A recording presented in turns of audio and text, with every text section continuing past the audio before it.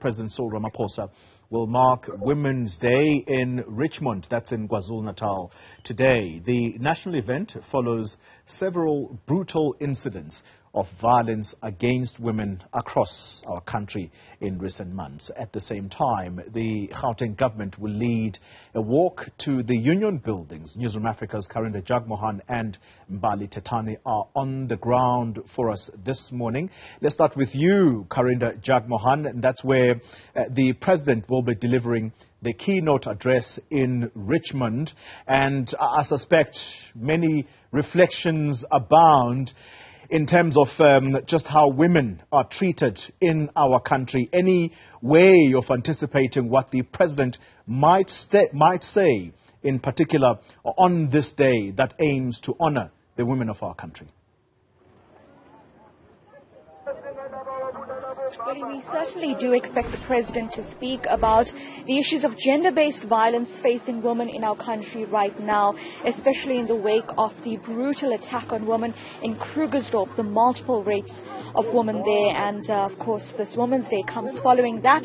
We do expect the president to touch on what the national government is doing about increasing safety for women currently when we see rising crime now. There are a number of women, though, out here essentially standing for the same. These are women from the Umzansi Youth in Business Forum. My colleague Gift Nkosi will come a bit closer to show you signs saying silence allows violence. Evil grows when good men do nothing. Umzansi Youth in Business stands with the victims, speaking about the gender-based violence pandemic in the country. The president has described it in this way, describing the violent attacks on women as a pandemic. These women here taking a stand. Let me bring in Nonjabulo Kuzwayo. Ma'am, thank you for speaking to us. I see you are handing lovely roses here to the women that come along. What does this symbolize for you? Good morning.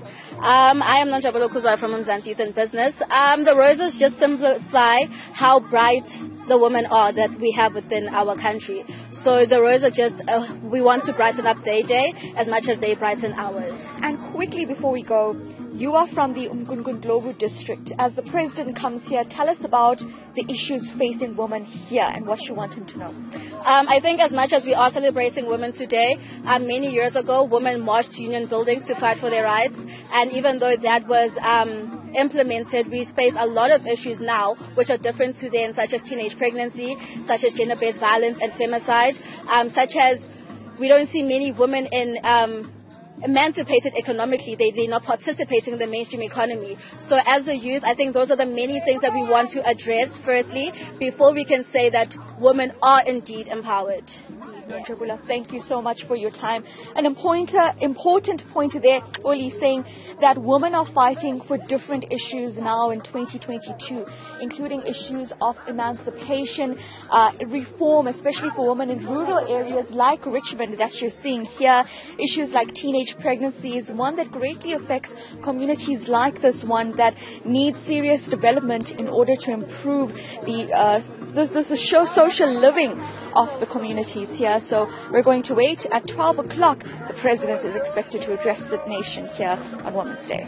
Karinda Jagmohan live for us in Richmond, that's in KwaZulu-Natal. It's a place that she has been traversing in the last few days, Karinda Jagmohan. In fact, I remember that coverage of the two students hacked to death. That's a province that's seen its fair share of women being brutalized. Let's talk to Mbali Thethani now in Gauteng. Mbali, good morning to you. And it goes without saying, Mbali, that the 8 women that triggered what we saw in Mogale City continues to reverberate today. Talk to us about what is happening at Church Square. The understanding is that there's going to be a march. Who's going to be leading that march? That's right. Well, of course, we find ourselves here at Church Square in Pretoria, and this will be a march or a walk that is being led by the Gauteng government. And you're right, the issue around those 8 women in Krugersdorp continues to be under the spotlight in this country. And just to chat about the issues that women continue to face even till today, we are joined by ANC Women's League Gauteng chairperson She's also the Community Safety MEC, Mum Faith Mazimbugo. Mum Faith, today we celebrate Women's Day, but at the same time we celebrated under the dark cloud of what happened in Krugersdorp. No, it's true. It's a clear indication and a clear demonstration that as women we are still perpetually oppressed.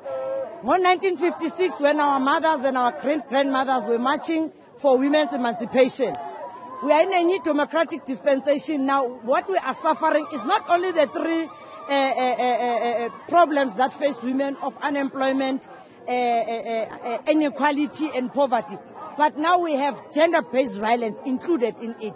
So basically it's quadruple challenges that women face today. And worse, the abuse of women. The gang raping of women in Krugersdorp is a clear demonstration of how men still value women. They undermine women. They think they're just sex objects. So as we are marching today and marching to the Union building, we say our grandmothers did not fight for us to be perpetually oppressed. They were fighting for us to be emancipated. So can men please observe that and stop abusing women? Enough is enough. We can't. Government puts in programs, puts in policies, puts in everything under the sun. But perpetually women are continuously being oppressed. So that is why we say, as we celebrate this Women's Day today, among some of the challenges we are marching for is a no to gender-based violence. We're marching to the Union building where our mothers and grandmothers march to, because that's where we find solace to say, as women march there, we saw a difference in the lives of women. So Nati, can there be an end to this gender-based violence? It can't be forever. We go to court, we go to where, and west. That's why we gathered here at Church Square. There's lots of courts around here. Courts are the ones that give minimum sentence. They are the ones that release rapists on bail. And President has declared anyone who is arrested for rape or GBV, such people should not get bails. Why continuously the justice system continues to fail women? We wish to call upon the justice system. Please help us, Machachi. There's enough women judges there who, when they sit around their council, can see that giving this minimal sentence does not help. A man does not have to be a serial rapist to get maximum sentence. Nalo repera one, and his name be included in the register of sexual offences, so that then once a person is there, won't even find an opportunity to go and abuse other women. Of course, we know there are women who also do not report. They just die in silence. We wish to call upon them, break the silence. You can't forever be remaining and say, after I was raped, I'm going to be exposed. You know why women don't report? It's because they say the justice system, they are allowed to be grilled by those that are offenders. Your case of Amatoso and all others. Many young women, when you talk to them, they tell you that. I don't want to go through that process of what I saw happening to that young woman in Eastern Cape, of being grilled and grilled. So they prefer to remain in silence because they're saving their dignity. And we wish to call upon society, please help us. If you know of a young woman or any person who has been raped or sexually molested, assist them to go and open a case. It may be years later or months later, but the justice system is the one that should be on the side of the women and help put these perpetrators behind bars. Today you're expecting a number of women to come here to march and walk with you to the union buildings. How important is this march, especially under the spotlight we are faced with in this country, with the safety of women? We are reliving the legacy of the women of 1956. Abo Lilian Ngoyi, Abo Helen Joseph, Sophie Tibrain, Nabo Rahima. They did not just march for nothing. They marched because they believed through the Women's Charter, most of those challenges that were facing women, they must be taken care of. That is why they gathered as early as 6 a.m. and started marching to the union buildings. Even when they got to union buildings, they were undermined. But today, we believe our democratic government must actually hear us.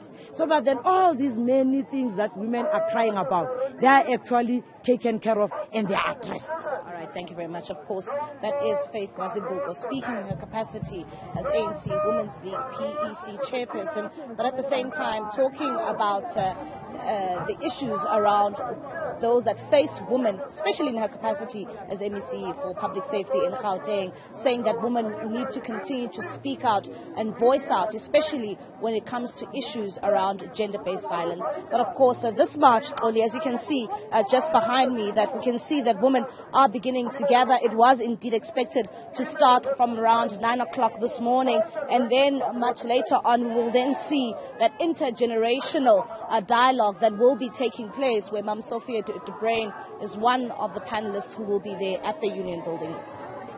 Mbali, Thethani, thank you very much for that comprehensive update live for us in Tshwane.